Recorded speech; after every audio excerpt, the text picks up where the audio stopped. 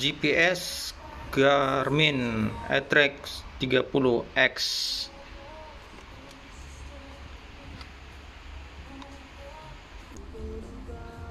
Garansi resmi 2 tahun. Nah, kalau kita lihat dari harganya ini di pasaran kisaran 4 juta sampai 5 juta ya untuk unit Atrex 30X ini. Nah, sebelumnya di video kita sudah membahas ini Garmin Atrex Touch 25 yang harganya lebih tinggi sedikit ya dibanding Atrex 30X ini. Jadi perbedaannya dari bentuknya, besarnya hampir sama ya, hanya lebarnya lebih lebar. Garmin Atrex Touch 25. Dan di sini yang perbedaan paling mencoloknya adalah Atrex Touch 25 ini sudah layar sentuh, jadi hanya menyediakan satu tombol, yaitu tombol power on off-nya. Nah, dan di sini Atrex 30X tidak touchscreen ya. Jadi dia melengkapi dengan tombol-tombol bantuan untuk navigasi kita ya, memakai fitur-fitur yang dalamnya seperti ini, tombol power,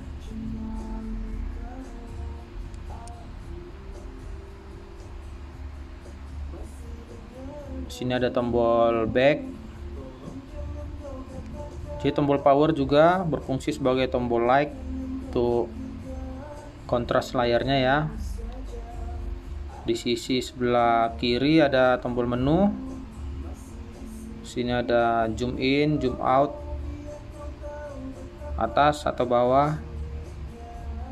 Nah, sebagai ganti dari touchscreen-nya dia di sini menyediakan joystick ya. Untuk kita memakai fitur-fiturnya, memilihnya. Nah, secara tampilan perbedaannya di situ. Kalau back covernya sama ya, sudah disediakan cantolan untuk kita meletakkannya di kendaraan kita ya. Jadi kita bisa fokus mengendalikan kendaraan tanpa harus terganggu dengan memegang ini. Nah, baterainya juga sama ya, dengan 2 buah baterai AA. Juga ada tempat kabel USB ya untuk memindahkan ke komputer, memindahkan data.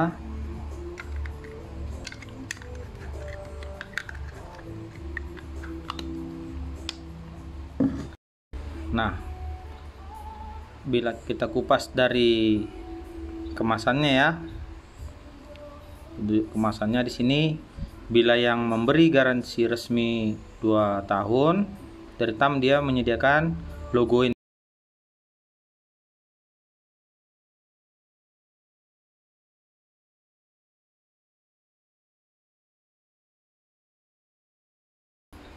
Fitur-fiturnya Atrex Touch 30X. Jadi Atrex Touch 30X ini dia sama masih memakai GPS dan GLONASS, satelit Amerika dan Rusia ya. Trackback. Fitur trackback ini adalah fitur dimana kita menyusuri jalur yang kita lewati tadi, karena dia akan merekam setiap pergerakan kita, kemana kita bergerak. Jadi saat kita ingin menyusuri jalan yang tadi kita lewati, dia akan memunculkan kembali rekaman perjalanan kita. Jadi kita bisa benar-benar menyusuri tempat tadi, misalnya seperti kita kehilangan barang atau ada menyimpan barang di jalur yang kita buat tadi, ataupun kita ingin kembali ke lokasi kita berangkat dari jalur yang kita lewati. Nah, fitur ini disiapkan untuk itu. Jadi kita tinggal klik track back ya. Nah, ada HNT Plus Wireless. HNT Plus Wireless ini kira-kira dia sama kerjanya seperti Bluetooth ya.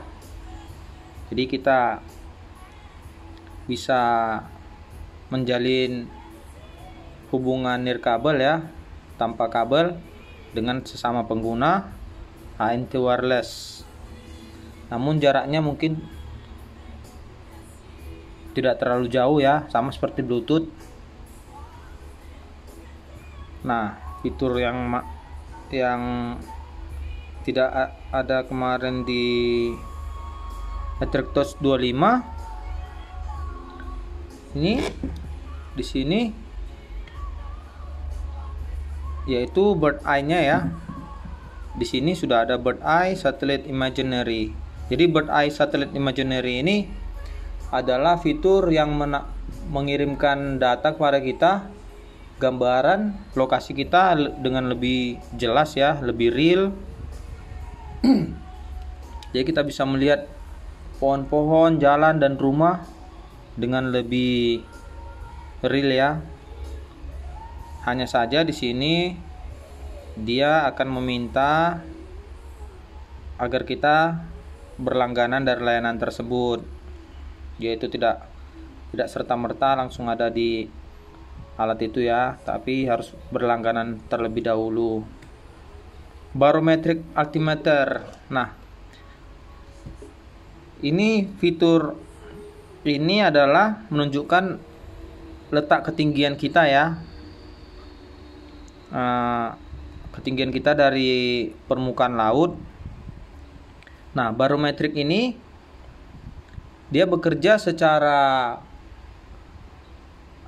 ini ya, dengan menggunakan tekanan udara ya. Jadi semakin tipis tekanan udara, dia akan mengkalkulasikannya menjadi suatu bentuk data yang menunjukkan ketinggian kita ya dari atas permukaan laut ya. Jadi itulah cara kerjanya barometric altimeternya. Ya, kita bisa mengetahui sudah berapa jauh kita dari ketinggian laut dengan menggunakan tekanan udara. Water rating IPX. Ya, ini adalah tentang ketahanannya dari benda-benda cair ya. Seperti misalnya mungkin saat kita menjelajahi gunung kan ada hujan, menyusuri sungai ya. Hanya saja di IPX ini dia memberi ketentuan tidak boleh melebihi kedalaman 1 meter dan durasi lebih dari 30 menit ya. Jadi setelah kena air, dia secepatnya kita harus berusaha untuk mengeringkannya, walaupun dia tidak masuk ke dalam, hanya menjaga-jaga alat kita tetap dalam kondisi baik. Area calculation. Area calculation ini adalah untuk kita bisa menghitung satu daerah ya dengan memakai alat ini. Jadi alat ini kita pakai sebagai alat ukur untuk mengukur daerah, satu lingkaran daerah, satu blok. Jadi dengan cara mengkalibrasi beberapa fitur ya, menetapkan titik berangkat kita, berjalan ke satu titik, memutari sampai kembali ke titik semula, dan kita akan diberitahu berapa luas dari wilayah itu. Jadi kita bisa mengkalkulasikannya. Jadi seperti yang biasa dipakai anak-anak BPN, seperti itu gambarannya. Jadi tidak seperti zaman dulu ya, banyak memakai alat meter konvensional, meteran tali. Nah, jadi sekarang cukup simpel dengan menitikkan saja titik lokasi kita ke titik-titik yang akan diukur, lalu kembali ke titik semula, dan kita sudah bisa mendapatkan gambaran dari area tersebut. Nah, paperless geocaching. Jadi paperless geocaching ini dia memberitahu, artinya kita tidak perlu lagi memakai peta-peta yang berupa peta konvensional ya. Kita tidak perlu lagi ngeprint peta geocaching kita di mana, tapi kita cukup memakai fitur geocaching dari alat ini, kita sudah bisa melihat di mana. Jadi paperless. Nah, geocaching ini sedikit tentang geocaching. Geocaching ini kalau kita lihat artinya geo adalah bumi ya, dan caching. Caching ini seperti di perangkat kita biasa itu cache. Cache adalah tempat penyimpanan data ya sementara, tempat penyimpanan data sementara. Nah, jadi geocaching ini tempat penyimpanan sesuatu sementara di bumi. Jadi ada sesuatu disimpan di situ berupa suatu alat ya yang menjadikan dia harta karun dengan meninggalkan titik koordinat. Nah, geocaching ini untuk dicari orang lain sebagai satu harta karun. Nah, itulah dia geocaching. Nah, di sini ada custom maps. Custom map ini juga sama ya, tujuannya adalah untuk memberikan gambaran peta yang lebih jelas ya. Hampir-hampir sama dengan bird eye, hanya bird eye itu berlangganan. Custom map kita itu mengedit sendiri ya customnya dengan mengambil gambar dari Google Earth, gambar terbaru dari peta daerah kita yang akan kita pakai, kita ubah dalam bentuk JPG, lalu kita setting lokasinya, sesuaikan koordinatnya. Setelah pas, kita simpan dan kita masukkan ke perangkat kita dan kita pakai. Jadi kita bisa memakai gambarannya tanpa memakai Google Bird Eye. Jadi kita bisa juga melihat gambaran lebih rinci ya, lebih lumayan rinci dari map yang kita custom tadi dari Google Earth di perangkat kita. Nah, itu dia custom map. Di sini juga ada elektronik kompas. Jadi elektronik kompas ini adalah elektronik ya seperti elektronik konvensional ya biasanya. Elektronik kompas ini jadi dia hanya bisa bekerja maksimal saat kita dalam keadaan diam ya. Kalaupun harus berjalan tidak terlalu cepat karena dia butuh ketenangan untuk mendapatkan arah yang baik ya, arah yang benar. Jadi kompasnya ini tidak bisa bekerja kalau terlalu kecepatan tinggi ya kita bergerak atau terlalu terguncang. Jadi beda seperti dengan kompas GPS. Kalau GPS karena dia dari satelit, tetap berhubungan dengan satelit, dia tidak akan terganggu dengan aktivitas kita. Dia bisa memberikan gambaran arah dengan tepat. Namun tidak begitu dengan elektronik kompas ini ya. Kita harus dalam keadaan cukup tenang ya untuk menunjukkan arah yang benar. Dan itu pun kalibrasinya juga harus tetap dijaga agar dia tetap dalam posisi kalibrasi yang benar. Oke. Nah, di sini ini gambarannya.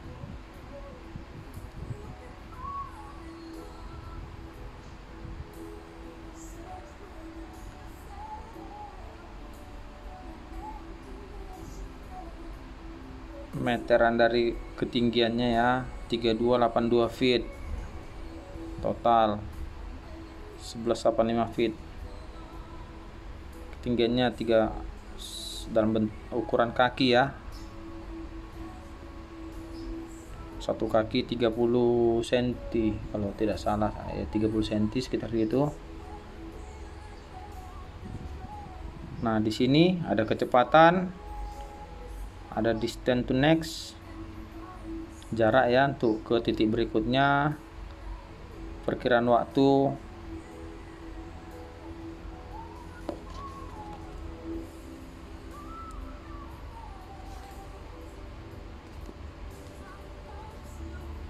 oke. Dan di sini lebar layarnya ya. Jadi lebar layarnya lebih kecil dibandingkan dengan Attract Touch 25 yang 2,6 inci. Di sini dia hanya 2,2 inci, 65.000 warna.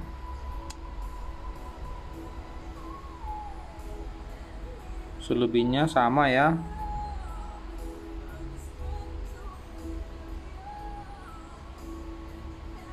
Baterai 2 AA sama. Oke, dari informasi dari kemasannya seperti itu ya. Jadi ini perbandingannya agar kita bisa